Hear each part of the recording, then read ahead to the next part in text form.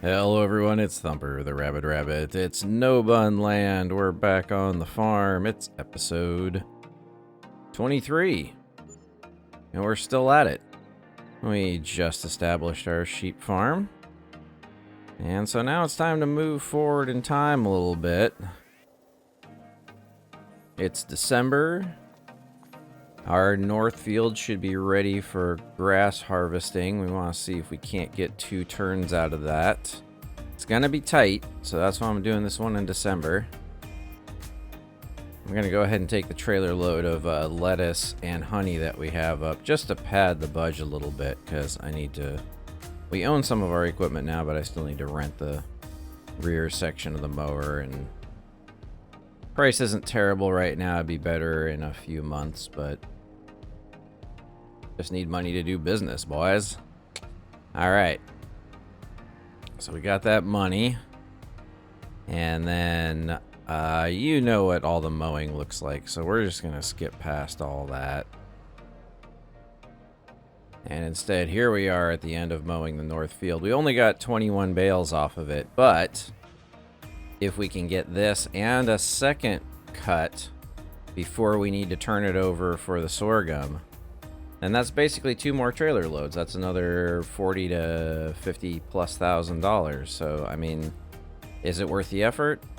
Sure. I mean, I think it costs us maybe 10 or 15 to do it, but still, we're gonna net, you know, probably close to 40 grand profit out of doing that. So I think it's worth it.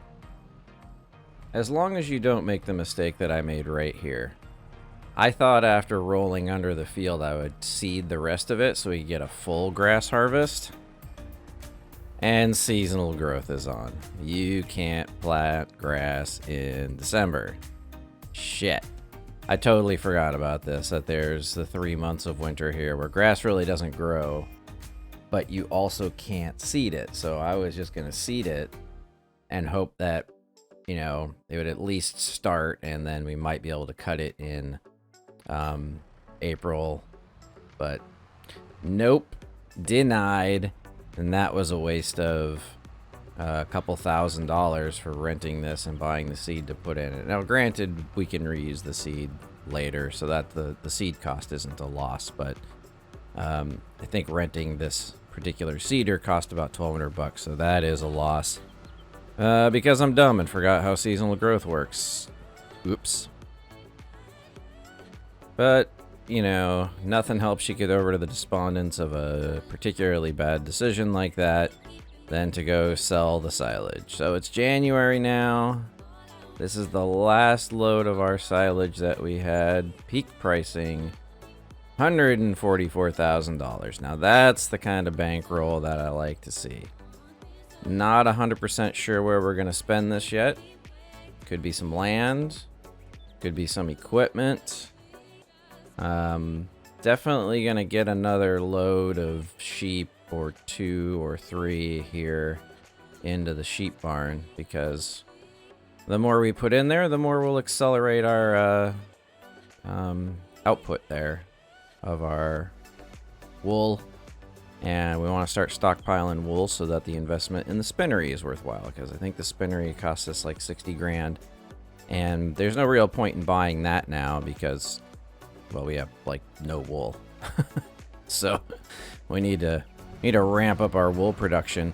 Might even consider, when we buy our next plot of land, we're going to get some more farm space.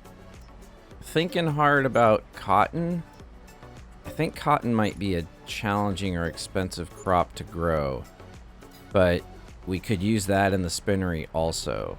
So I don't know if we want to like ramp up sheep or spend some money on cotton farming. We'll have to look at what the economics of cotton farming are. But in the meantime, I can't neglect our current crops, so I've rented the fertilizer spreader here. And I'm gonna change tires. Oh, really? It's $1,000 to do that? Oh, well. I don't want to ruin the crop.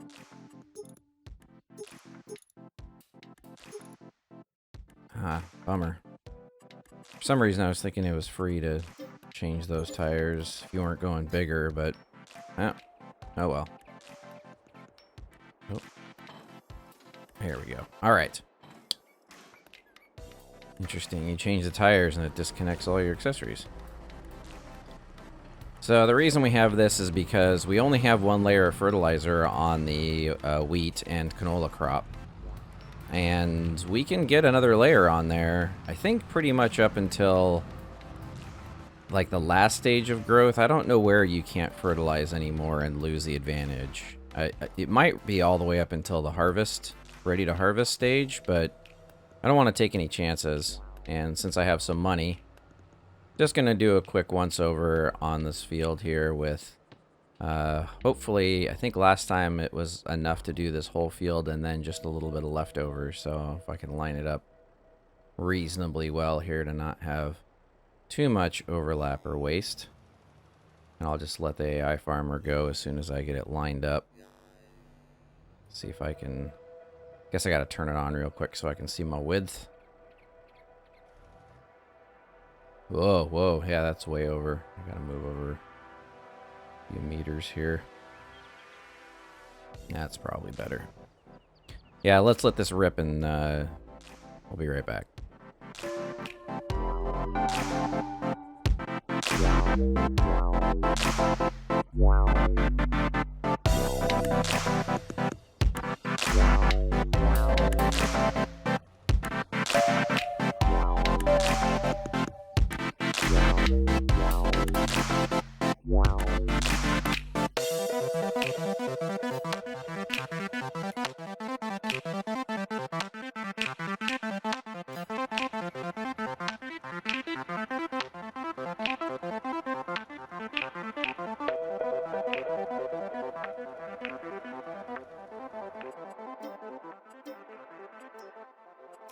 All right, had a little bit of fertilizer left over, dropped it on the south grass field there.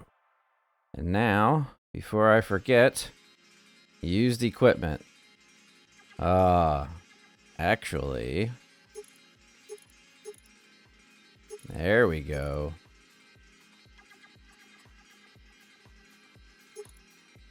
Really now? Sweet. This is actually a really good deal on a manure spreader, and I want to get a manure spreader. I want to get a slurry spreader. Nice. And while I'm shopping, I get the other half of our mower at 75. See, that's $4 grand every time we lease it. I want this. I'm buying. Retail therapy, baby. Oof. Okay, that's... Okay, that was... I mean, the manure spreader was a good deal, and I wanted the mower. But we probably need to stop there. Lest we not have enough money to... Well, actually, see, we're in pretty good shape now, because now we own the mower, so the next 2 grass cuts won't cost us anything. We've got the baler wrapper, so the only thing we still need to rent is the bale loader trailer. That I wouldn't have been able to buy that right now anyway. The manure spreader was much cheaper, but that might be the next thing we buy. Next time we have a big load of silage, I think we buy that bale loader trailer, and then we can do grass harvests anytime we want to for silage without having to pay any money for renting equipment, which could come in handy because, I mean, it was costing us, what? Between renting front mower, rear mower, baler, and the bale loader, that was about 10 grand per silage cut. So, not that, you know, I mean, I guess when we're doing it for one trailer load like we did on the north field there, where you're probably going to turn it in for 20 to 25,000, it cuts into your margin a lot. You know, it's you're spending half your money that you're making off it just to get it. So it'll make smaller cuts more practical. But for the larger cuts, the problem hasn't been that it's not worth it. The problem has been that I'm so low on cash when it's time to do a cut that I may not even be able to afford to rent the equipment to go do the cut. So now that we own it all outright, well, everything but the loader, and technically we could always just haul bales over a couple at a time with our front loader in a pinch, but yeah, technically if we had the bale loader, we'd be able to do all this. The only thing I want is the bigger weeder. 15 meters, 12 meters. It's only $4,000 different to go up to 15.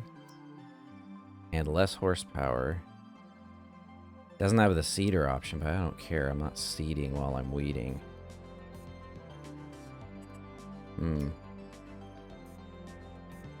Yeah, we won't get that right now. Another baler. Yeah, no, I think we're good. Hauling the pigs through the winter wonderland. It's February, and the pigsty number 2 was full. When I see it hit its maximum capacity of 108, I'm just compelled now to take a load of pigs out and sell them, like the highest value ones, just to leave more room for more reproduction, because every time we make new pigs, it's more money. I mean, this is where their value is. Aside from kicking out the fertilizer, the manure, and the slurry. So anytime we're selling them for more than $200, we're making money. Although it occurs to me this was a little challenging because I still have the narrow tires on the tractor. From trying to avoid crop damage while fertilizing. I love this tractor. But it seems like it's struggling on some of the fields. I'm wondering if I should try, like, either the rear twins. Maybe the rear weighted? I don't know. I'm just going to go back to standard for now because it's free, but it's not too expensive to go with rear wheel weights. I'm just wondering whether... The phenomenon I'm observing is that when you're driving through these fields, you'll just see the RPMs kind of just pulse up and down like it's struggling, like it's sliding. Oh, damn it. That's right. It disconnects everything. Oh, now my front loader's like... Oh, shit. Come on. Oh, come on. Every game has this, friends. Every game has this bullshit stuff it does. Here's another one. Oh, there we go. God. Anyway, yeah, I've noticed that the tractor has some problems in some of the fields. Like, sometimes when planting, sometimes when just doing anything that... like cultivating, especially cultivating, like where you're dragging a load in the dirt that's dug in. Just seems to me like there's maybe an opportunity here to swap out for some better tires, and maybe the same tractor with the same horsepower and everything will perform better. Or maybe I just need to get a bigger tractor, but that's not in the budget right now, so we won't worry about that. Welcome to the rains of April. I don't know why, but doing this silage cut is even more long and depressing in the rain. So in March, I went ahead and refilled all the food for the pigs. It wasn't gone, but I just wanted to top it all off. We had enough in the silos to do that, and harvest isn't for a few more months, but we'll be refilling it all then. And it's April, and a grass cut was due, so we're doing it. And I'm skipping it because it takes, like, gosh, I think almost a little over 2 hours every time I do this whole cut across all the wild grass and the other plot of land and everything, and you know what it looks like. So who the hell wants to watch that? What we want to know is, how much money are we getting? Well, you'll be pleased to know that at 11 a.m. So yeah, about 2 hours, because I think I started at 9. We have almost 5 full trailer loads. Almost. Just a couple barrels. We're brewing barrels, baby. No, it's a couple bales short of 5. So, still pretty good. I like that I'm consistently still bringing in about 5 trailer loads. So that usually puts us in the $140 something thousand range when it comes time to sell. And this stuff will be selling just in time for the harvest, which should be more than enough money to pay for harvest, which is great. And because it is April, we are 3 months later, so these bales up here left over from the last Northfield cut should be silage and ready to go. And sure enough they are, so I'm going to load these up again and we'll haul them over to our farm store. And April's not the best pricing, but why not? See how much we get out of it. I'm going to say 19. Nah, 20. I'm going to say we get 20. It's not quite a full trailer. 19. I'm going to say 19. Let's see what happens.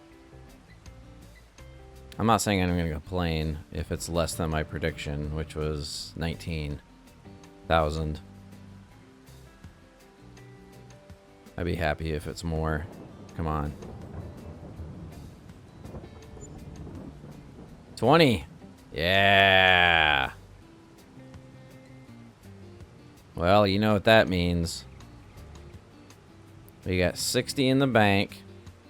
We've got 5 trailer loads we can sell just in time for harvest season.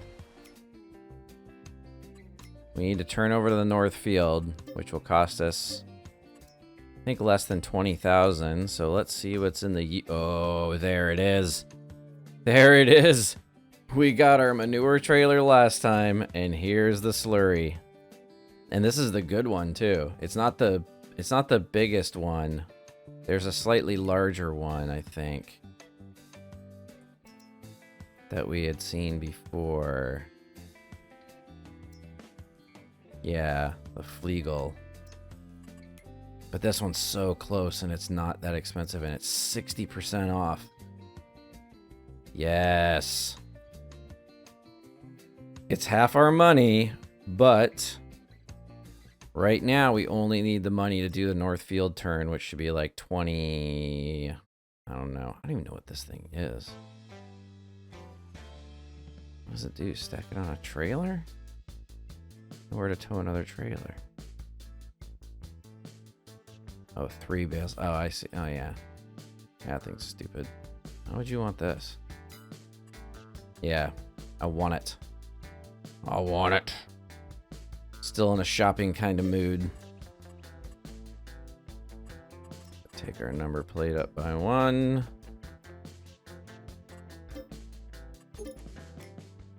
There we go. Now we own both implements that we need to spread our free fertilizer. We own manure from the pigs, and it's cranking out pretty fast, and we own slurry from the pigs, which is also cranking out pretty fast because we got 2 pigsties, large pigsties that are pretty much full of pigs all the time. Except when I take a trailer load out to sell, they're generally in the like high 90s or over 100 range of pigs, so that's a good production rate.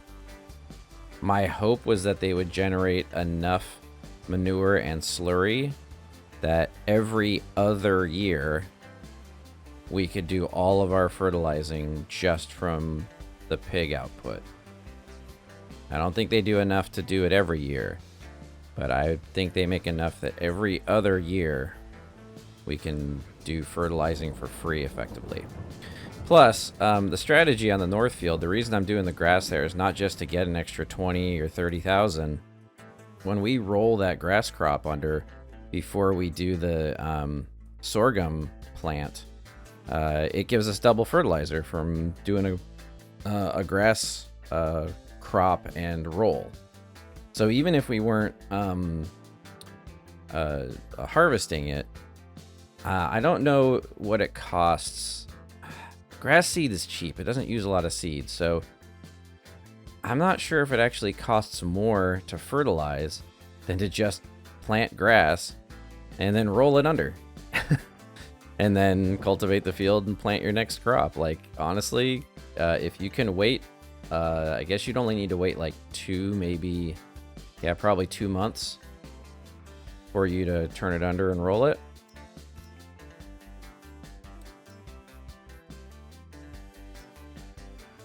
Don't even ask why I'm looking at this. It's not bad. So since I couldn't plant grass on that other half of the field, and I want to get one more cut out of the north field, which I can't, it's not ready yet. So we'd have to wait until May to plant the sorghum.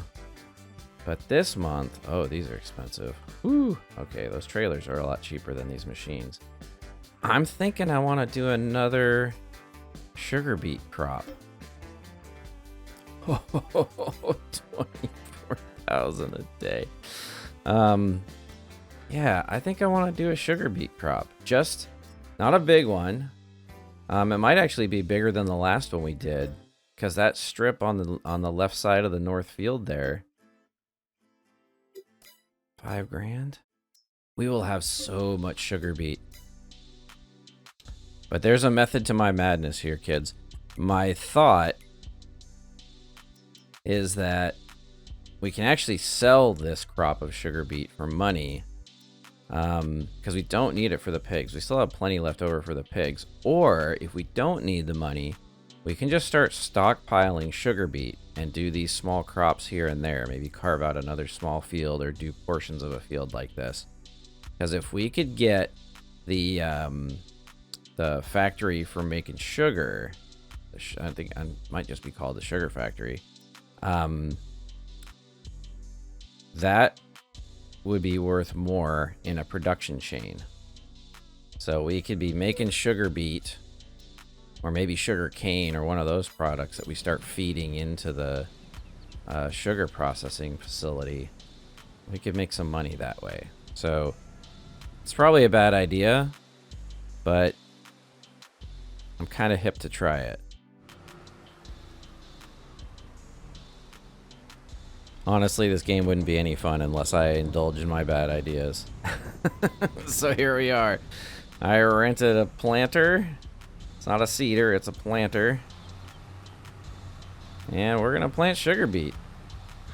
This thing's kind of cool. It does fertilizer and plants the sugar beet at the same time.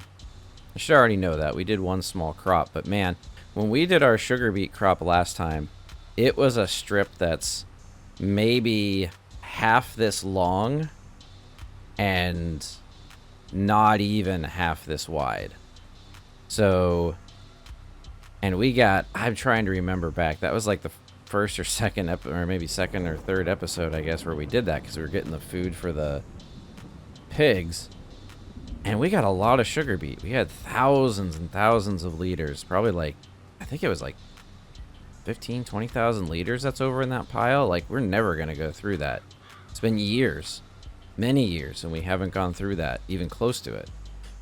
So this sugar beet harvest will probably be ridiculous, like a ridiculous amount of sugar beet. So I don't even know if I want to try to store this for a sugar production facility, because we don't have the money to buy that anytime soon. So either I need to lay out some space to store a huge heap of sugar beet for production later, or we just sell it straight away and make some money off this, because I'm not sure how much sugar beet is worth just straight up selling it. Obviously not as much as making sugar in the production line. But we can plant it, and we don't really need this whole field for sorghum. Our sorghum inventory, you didn't see this because I did skip past March when I was feeding the pigs, but we're doing pretty decent on wheat and sorghum. So we don't need this whole field of sorghum. If our wheat and sorghum harvests were a little smaller, I think we'd still have enough left over from this year to get through another season with the smaller crop. So I'm not worried about needing this whole field for sorghum.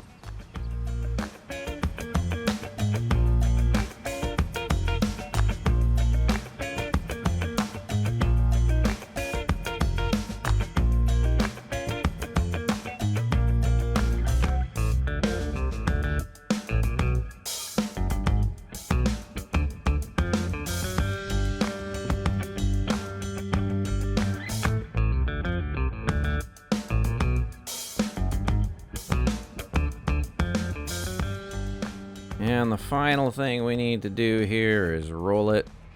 I missed rolling on a couple of these others.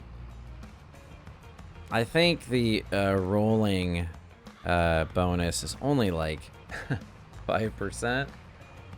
At least that's what it looks like. It's short when you don't do it. I saw someone else say it's only 2%. If it's only 2%, then why would you roll ever for anything? So I think it might be 5%. It's probably not worth it. I guess if I owned the roller and didn't have to pay to rent it. But in this particular case, I'm doing it because we're going to get a shit ton of sugar beet off of here. And another 5% is even more of a shit ton. And it's probably enough to, you know, pay for renting this roller at this scale. So hopefully. But yeah.